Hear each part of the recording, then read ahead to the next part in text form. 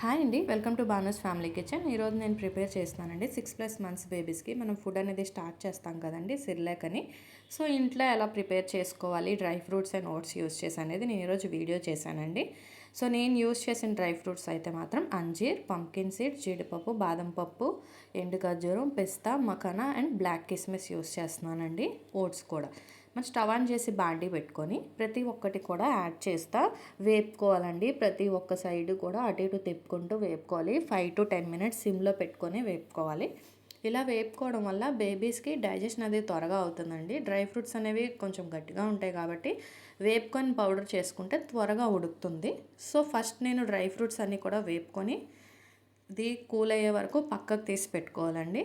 అటు ఇటుగా మొత్తం డ్రై ఫ్రూట్స్ అన్నీ కూడా చక్కగా వేగేలాగా వేపుకుంటూ ఉండాలి.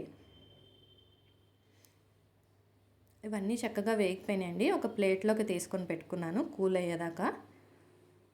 నెక్స్ట్ మనం ఓట్స్ తీసుకుంటున్నానండి. ప్లెయిన్ ఓట్సే తీసుకున్నాను, ఒక 1/2 kg తీసుకొని అది కూడా బాండీలో వేపుకోవాలండి. అటు ఇటు తిప్పుకుంటూ ఇవి కూడా 5 to 10 minutes చక్కగా బ్రౌనిష్ కలర్ వచ్చేదాకా వేపుకోవాలి. అది కూడా పక్కకు తీసి పెట్టుకోవాలండి చల్లగా అయ్యే వరకు. సో ఇవి రెండు కూల్ అయిపోయినాయి కాబట్టి నేను మిక్సీ గిన్నె తీసుకొని ఫస్ట్ డ్రై ఫ్రూట్స్ అనేవి గ్రైండ్ చేసి పెట్టుకుంటున్నాను అండి. సో ఇవి ఓట్స్ ఒకసారి గ్రైండ్ అవ్వవు కాబట్టి సో ఫస్ట్ డ్రై ఫ్రూట్స్ అనేవి గ్రైండ్ చేసి పెట్టుకుంటే ఆ ఫైన్ పౌడర్ అనేది మనం తర్వాత ఓట్స్ పౌడర్లో యాడ్ చేసుకోవచ్చు. చక్కగా గ్రైండ్ అయిపోయింది కదండి డ్రై ఫ్రూట్స్ అనేవి. ఇప్పుడు ఓట్స్ మనం గ్రైండ్ చేసుకోవాలి. ఓట్స్ అనేవి చాలా ఫాస్ట్గా గ్రైండ్ అయిపోతుందండి, ఎక్కువసేపు పట్టదు. సో 1 minute అయిపోతుంది.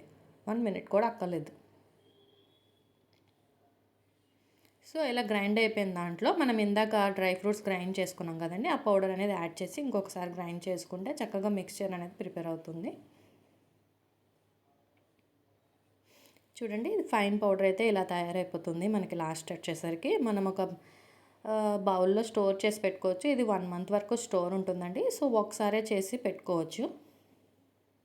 మనకి ఎప్పుడైతే కావాలో అప్పుడు మనం ఎంతైతే అవసరమో అంత తీసుకొని మనం వాటర్ యాడ్ చేసుకొని ఇది అనేది కుక్ చేసుకోవాలండి.